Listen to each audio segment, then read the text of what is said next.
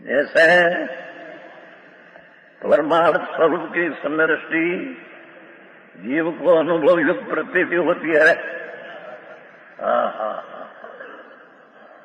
शिवजी शब्द है नहीं, ऐसे परमार्थ स्वरूप की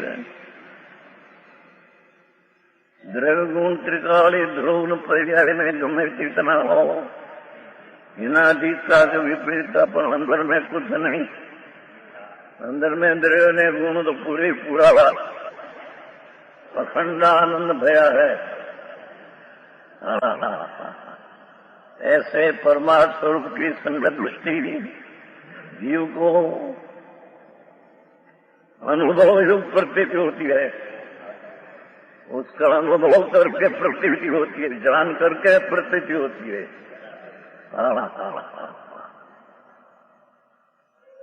राग में दुख से भिन्न ऐसा आनंद आदि ज्ञान का अनुभव करके जान करके अनुभव होकर तो प्रतीति होती है। जाना बिना नहीं प्रतीति किसकी?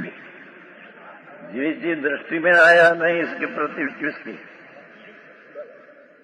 परमार्थ स्वरूप की समदृष्टि को अनुभव युक्त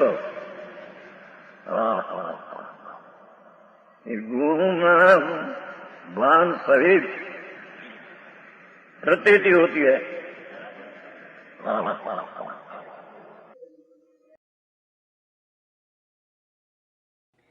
तथापि कहानवाणीना